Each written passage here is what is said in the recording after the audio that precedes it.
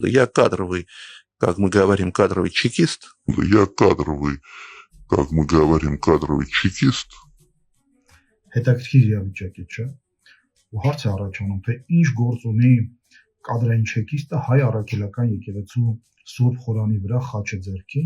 Մյուս կողմից էլ հարցը ինչ որ առումով հռետորական է, քանի որ եթե օրինակ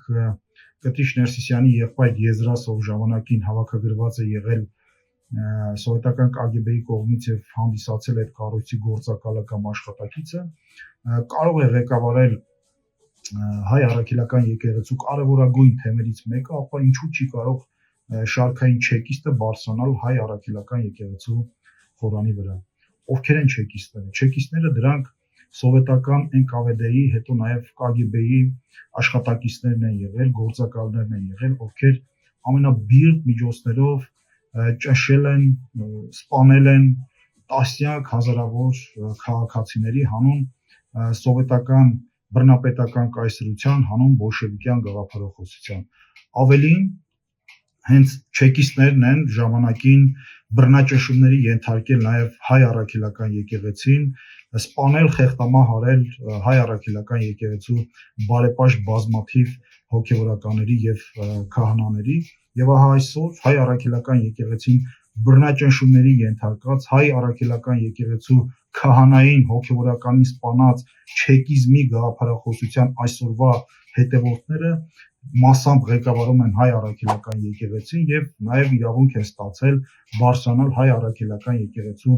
խորանի վրա եւ խաչ բարձրացնել։ Իհարկե իրավիճակը զավեշտալի կլիներ, ծիծաղելի կլիներ, եթե այդքան ողբերգական չլիներ եւ այս ողբերգության պատճառը հիմնադիրը Գարեգին II-ն է, Կտրիչ Ներսիսյանը իր եղբայրը եւ իրենց կողմից ստեղծված այսպես կոչված հոգևոր կլանը, որոնք պետք է հեռանան եւ ահա սրա մասին ենք խոսում նաեւ, երբ որ ասում ենք Կտրիչը պետք է հեռանա եւ իսկապես Կտրիչը պետք է հեռանա ու նա հեռանալու է, իսկ գործընթացը արդեն մեկնարկած է։ Քաղաքական ակտիվ սեզոնը սկսվելուն զուգահեռ պետք է փաստենք, որ Հայաստանի քաղաքական դաշտը պրախադնոյ դվոր չի որոշ քաղաքական խոպանչիների համար, ովքեր 2 կոպեկ հետ են գցել եւ հիմա ցանկանում են ուրեմն կայանալ Հայաստանի ժողովրդի ու Հայաստանի ինքնիշխանության հաշվին։ Երբ որ ասում եմ քաղաքական խոպանչիներ, ապա այստեղ խտրականություն չեմ դնում,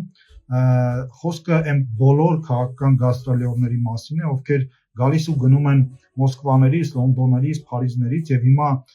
բարերարի ու փրկչի անվան տակ ուզում են փրկել Հայաստանի Հանրապետությունը ու նրա ժողովրդին, մինչդեռ Հայաստանի Հանրապետությունը եւ նրա ժողովուրդը հենց իրենցից փրկվելու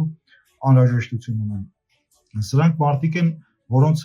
անձնական, նյութական եւ բիզնես հետաքրքրությունները գտնվում են երրորդ երկրներում եւ անհրաժեշտության պահին, եթե ընտրության հարց լինի իրենց բիզնես շահերի ու Հայաստանի պետական շահերի միջև, ապա անկասկած նրանք նաեւ երրորդ երկրների ազդեցությամբ ընտրելու են իրենց բիզնես շահերը եւ սա արդեն ազգային անվտանգության հարց է։ Եվ հետեւաբար, երբ որ նշում եմ, որ 2026 թվականի ընտրությունները չափազանց կարևոր են, ապա կարևոր են նաեւ այս առումով, եւ 2026 թվականի խորհրդարանական ընտրություններին Հայաստանի Հանրապետության քաղաքացիները ընտրություն կատարելով պետք է նաեւ սանիտարական մաքրում իրականացնեն Հայաստանի քաղաքական դաշտում։